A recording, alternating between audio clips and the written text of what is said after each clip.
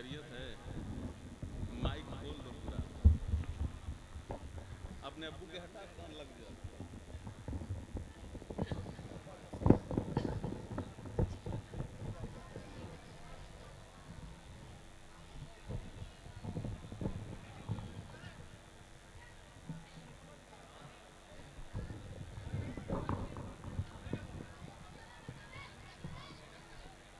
अस्सलामु अलैकुम वरहमतुल्लाहि वबरकातुहू।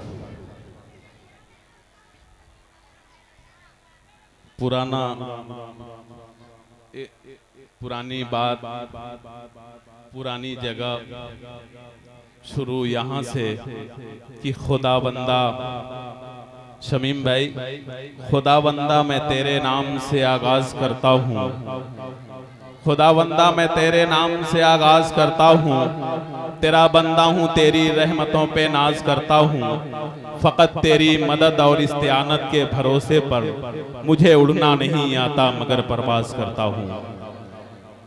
माशाअल्लाह, भीरा के खूबसूरत सामईन, मीठे लहजों को मेरा सलाम। आइए सबसे पहले हम उस खालिक अर्ज़ो समा मालिक जिन्नो इंस का शुक्रिया अदा करते हैं कि जिसने आज हमें भीरा की सरजमीन पर बसिलसिले चंदा बराए तामीर मस्जिद मोहम्मदी के हवाले से प्रोग्राम में शिरकत का मौका इनायत फरमाया। मेरे दोस्तों, बहुत खूबसूरत अंदाज मुफ्ती साहब का अभी आप समाअत फरमा रहे थे। मुझे आज इस प्रोग्राम के अंदर एक खुसूसी और इम्तियाजी हैसियत हासिल लग रही है। वो इसलिए मेरे दोस्तों की सदारत तहजीबों के इश्तराक के बुलंद फसील पर जलता हुआ सबसे रोशन चिराग की रोशनी हजरत मौलाना जावेद अख्तर साहब कासमी हिरवी शेखुल हदीस जामिया मिसबाहुल उलूम कोबागंज के हवाले से हो रही थी। और वहीं पर बहुत ही खूबसूरत क़ियादतो सरपरस्ती आली मर्तबत मौलाना अजीजुर रहमान साहब कासमी, मौलाना इब्राहिम साहब कासमी फरमा रहे हैं। दोस्तों, बस आपसे मैं यही कहूंगा कि आज वीरा के अंदर हम सब एक मकसद के लिए आए हुए हैं। अल्लाह से दुआ करें कि अल्लाह उस मकसद में हमें पूरी कामयाबी अता फरमाए। मेरे दोस्तों, यहाँ शोराए किराम का, उलमाए किराम का, सामईने किराम का इकट्ठा होना सिर्फ और सिर्फ मस्जिद की तामीर के लिए, मस्जिद के चंदे के लिए, मस्जिद के ताउन के लिए हम सबका यहाँ इकट्ठा होना हुआ है। ये ज़हन में रहे भीरा वालों, सिर्फ बज़्म नाते नबी के हवाले से आप यहाँ मौजूद हैं, लेकिन उस सिलसिले को बरकरार रखते हुए मस्जिद वाला सिलसिला मम बना लिल्लाहि मस्जिदन बनल्लाहु लहू बैतन फिल जन्नह के तहत आप ज़हन में रहिए। बात पूरी मजलिस उसी के तहत चलेगी और वहीं से इस प्रोग्राम को आगे बढ़ाया जाएगा। आइए मेरे दोस्तों, वक्त बहुत हो चुका है। अब मैं चाहता हूँ महफिल की शुरुआत वहीं हो, वहीं से हो।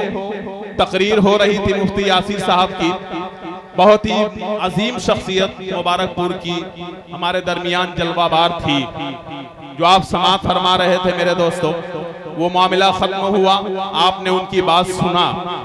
तकरीर मुझे नहीं करना, हमें निजामत करना है, शायरों को माइक पर बुलाना है। वो मामला आप सुन चुके, अब इस मामले से आपको जुड़ना है। मेरे दोस्तों, छोटे छोटे बच्चे मेरी आंखों के सामने हैं, नींद का गलबा इनको भी हो सकता है, लेकिन भीरा के अंदर एक जोश मैं देख रहा हूं मस्जिद के सिलसिले में, ताउन के सिलसिले में।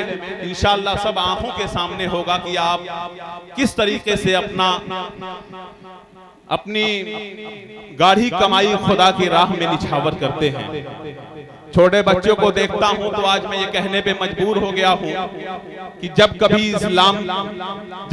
मजहब इस्लाम पे आफत आए, जब कभी मजहब इस्लाम पे आफत आए, जिंदगी वक्फ है आका की गुलामी के लिए। मैंने औलाद को इस वास्ते पाला अकमल, मोम को पत्थरों आहन में है ढाला अकमल, ख्वाब ताबीर में ढल जाए वो किरदार बने, मेरा बच्चा मेरे आका का वफादार बने। ख्वाब ताबीर में ढल जाए वो किरदार बने, मेरा बच्चा मेरे आका का वफादार बने। आज शुअराए किराम अकमल भी एक भिखारी की शक्ल में मौजूद है। कौन सा भिखारी? इंटरनेशनल भिखारी हम लोग को कहें, क्योंकि हम लोग का माशाअल्लाह देखिए, ये हमारे मौलाना नसीम साहब 500 रुपए, अभी मिसरा मेरा पूरा नहीं हुआ और मौलाना को बात समझ में आ गई, मुझे समझाने चले आए। ये मेरे लिए खुशी की बात है, खुशनसीबी की बात है। दोस्तों, तो मैं ये कह रहा था कि मस्जिद के हवाले से आज का ये प्रोग्राम को सजाया और संवारा गया है। दिल भाई, कौन सी बात मैं कह रहा था, जरा सा आप मुतवज्जो करें, तवज्जो आपकी, माशाअल्लाह। दोस्तों, भिखारी, इंटरनेशनल भिखारी, मस्जिद के हवाले से, मस्जिद से हम लोगों की निस्बत जुड़ी, हम लोग अजीम बन गए। लेकिन मेरे दोस्तों, आपको बता दें कि भिखारियों से बचना भी है। किस भिखारी से बचना है? जो अपनी जेब के लिए काम करते हैं। अभी एक घर में एक भिखारी भीख मांगने के लिए गया, घर के दरवाजे पे कुंडी बजाई, अंदर से आवाज आई, कौन? बोला बहुत परेशान हाल हूं, कुछ मदद कर दीजिए। घर वालों ने उसे 10 रुपए दिए, फिर कहने लगा बहुत परेशान हूं और इजाफा करिए, घर पे बड़ी परेशानी है। घर वालों ने कहा कि अब हमें गुंजाइश नहीं है इससे ज्यादा, और उसने इसरार किया, बार बार कहने लगा। घर वालों को इतना गुस्सा आया कि घर के जितने अफराद थे, लाठी डंडे की जितनी भी तादाद थी घर के अंदर, वो लेकर निकले और उस भिखारी को दौड़ाना शुरू किए। और जब दौड़ाए हैं तो मैं यही कहता हूं, ये जो आपका खीर वाला मामला, इतनी दूरी का, जब वहां जाकर के देखते हैं तो अपनी अपाची से वो भाग रहा होता है।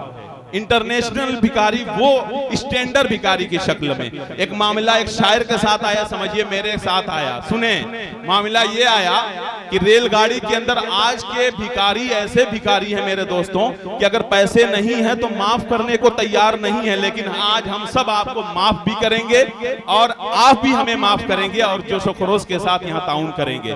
क्या मामला आया रेल के अंदर कि रेल के सफर में एक मुसाफिर भी चढ़ा। सुने, रेल के सफर में एक भिखारी भी चढ़ा, सब किसी से मांगता वो पास मेरे आ गया।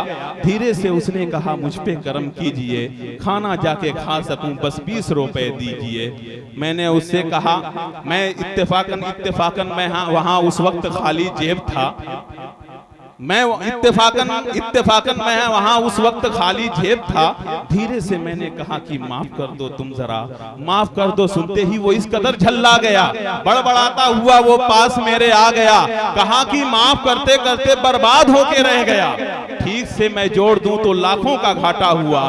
फिर धीरे से मुझ पर कहा कि भूखे पर रहम कीजिए, 20 रुपया नहीं है तो 2 रुपया दीजिए। ये आलम, मैं वहां मजबूर था, इनकार ही करता रहा। तंग आकर वो भिखारी जोर से कहने लगा, 2 रुपए भी नहीं है आपके जब हाथ में, आइए फिर भीख मांगे दोनों मिलके साथ में। तो ये मामला है मेरे दोस्तों, ये अंदाज होता है। बहरहाल बहुत खूबसूरत हैं।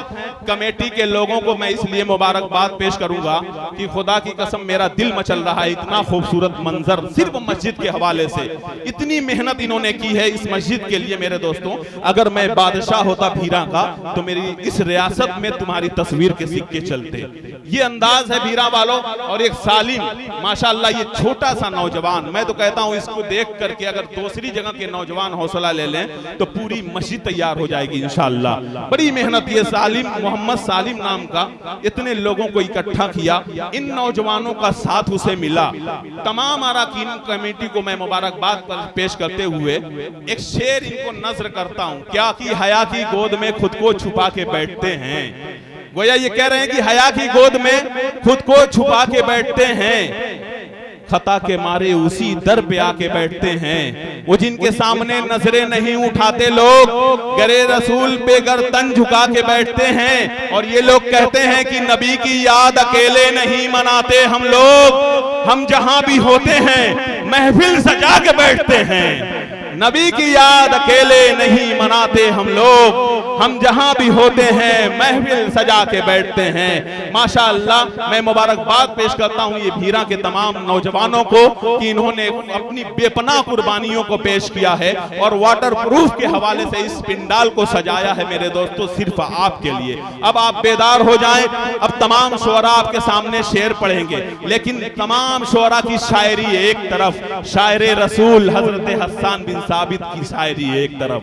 क्या कहा था हस्सान बिन साबित ने? अहसन मिन कलम तरकत तुईनी व अजमल मिन कलम तलिदिन निसाउ। कि ऐ नबी, नबी की खूबसूरती बयान कर रहे हैं कि ऐ नबी तू इतना खूबसूरत है कि मेरी आंखों ने तुझसे ज्यादा कोई हसीन देखा ही नहीं, और ऐ नबी तेरा चेहरा इतना खूबसूरत है कि दुनिया की किसी माँ ने आज तक कोई ऐसा बेटा ही पैदा नहीं किया।